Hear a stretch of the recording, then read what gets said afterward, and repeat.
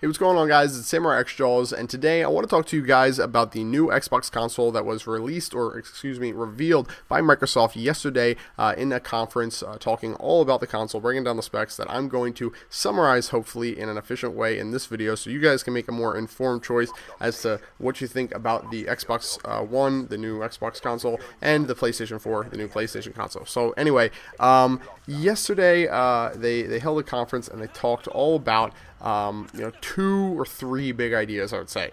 And those three ideas were entertainment, in this order: entertainment, sports, and gaming. And that is not what I want to see from the console that I've been in love with because of gaming. I am very afraid that because of this change of focus, we're going to see a lot of hardcore gamers seriously consider other consoles like Alienware's console, Steam's console, and also the PlayStation console, obviously. I really think gaming is what makes the Xbox so amazing right now, and I'm afraid, and albeit I hope it is an irrational fear, and I hope to be proved wrong in a year from now when we've all got the new consoles, but I'm afraid that means that Xbox is going to, or Microsoft is going to, not make as good of a gaming product as it once was before. Times are going to change, and there's going to be a new leader in the gaming world potentially, and Microsoft very well might be okay with that, because at the end of the day, they are a business and they're going to try and make the most money, and maybe they're seeing, and this is what I would guess, maybe they're seeing that they can make more money by going after the television and entertainment market rather than just being a gaming console. I've even argued over the past 7 years since the new consoles have been out, hey, the PS3 is actually a better entertainment console. I've said it on many, many occasions. It's a better overall bang for your buck. It is a better console on average if you had to hold the two side by side for the average consumer. And the average consumer was actually changed because of that product. Sony changed the market. Gaming consoles were then being bought by older and older people. We did the same thing. It got even senior citizens using video games. So the Xbox is going to get more and more people to play, but it's not going to get more hardcore gamers to play, and it's not going to make the average gamers more hardcore gamers on a consistent basis. And this is the root of the reason why, if you put up an Xbox player on average versus a PS3 player versus a Wii player, you see a difference, because not like certain kinds of consoles actually are more appealing to bad video game players, which is what most people try to say as an insult. It's very simply, those consoles attract on average a more average gamer who doesn't really game all the time. A less hardcore gamer is the best way to put it. I really do believe. So, we'll see what happens over the next couple of years. But anyway, let's talk about the specific features that have me a little bit worried, but also some of the features that I actually really like. So, let's get into it. Number one, you're going to be able to have Skype and television on your Xbox. So I talked about that already a little bit here. I just had it written down in my notes.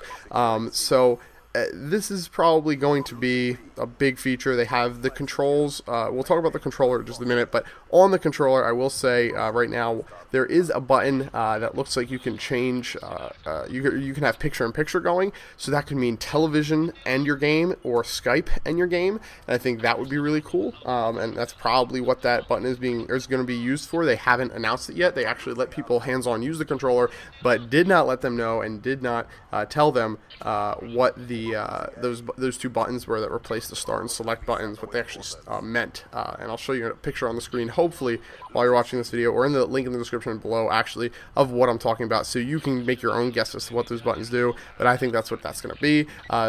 Moving on, let's talk about the Kinect. This is an interesting fact.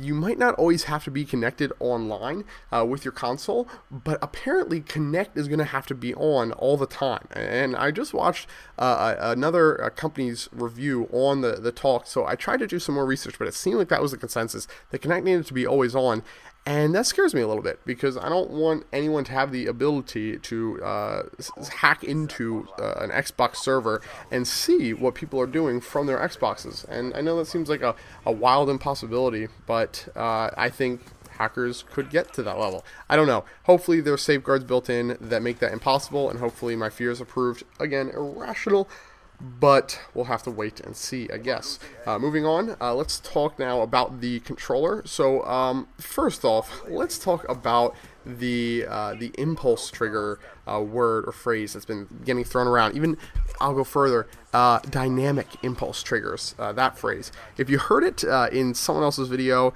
or you heard it in the actual conference, you're probably wondering what that means. What it sounds like it means is basically rumble triggers. That's what they should have called them. We added a little bit of rumbling to the triggers, and we don't want to call it rumbling because that doesn't sound very impressive, does it? So they chose to use 3 words or 2 words, I guess, rather than 1, just to make it sound a little bit more fancy, like they did something more than they actually did. I understand that they have an idea in their head that this extra rumble will make for a more in-depth experience. However, I think it's wrong to, I guess, deceive people and call it dynamic impulse triggers, as if that, is really what they should be called. I think that this effect, or this whole idea, should just be called Super Rumble from now on. We should make that a hashtag, I think. I don't know. You guys let me know what you think in the description below or in the comments below. Am I just being a pessimist, or is this just Super Rumble? Let me know what you think again. And let's move on. Other features about the controller that are noteworthy: the battery pack was made smaller so that it's a little bit more sleek on the back side of the controller, and they say that that's going to make it easier for people who have smaller hands, or perhaps even very large hands that might have otherwise rested very easily in that position, or in that spot on the controller. It's going to make it easier for them to grip the controller, people who have small or large hands.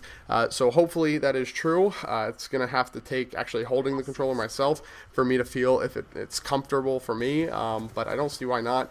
Moving on, the D-pad, I was skeptical at first, but I watched an IGN interview where the reviewer who had actually used the controller, or actually both the reviewers who had both actually tested out the controllers in person, said that the D-pad, the new D-pad, is much better, and they like it a lot, so I'm not really skeptical about that. They sounded very confident about that.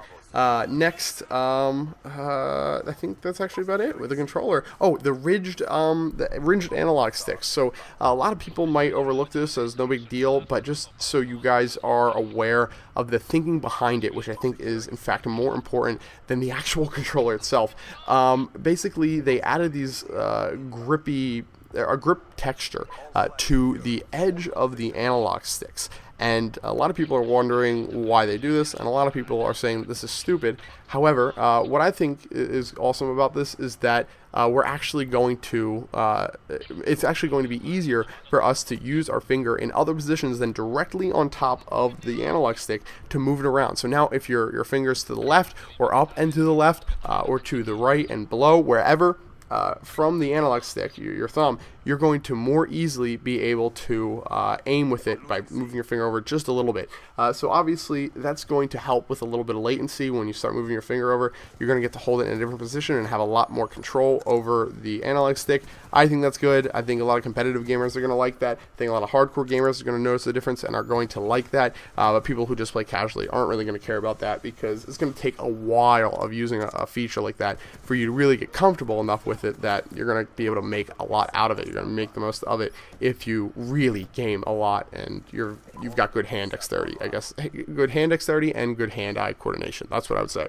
So that is about it for the controller. That is about it for the console that I know today. If you have anything specific, any questions about the console, or any topics related to the new reveal of this Xbox One console from Microsoft, please let me know in the comment section below. I might make a video again about this, maybe comparing it to the PS4 if I start looking into the PlayStation 4, because I really haven't over the past couple weeks. And that's about it, guys. That's my little take on the Xbox One. I hope you guys enjoyed this video. If you did, please take a second to give it a like rating. I'd really appreciate that. Check out my Twitter and my Instagram. They'll be in the description below. And have a nice day. Bye.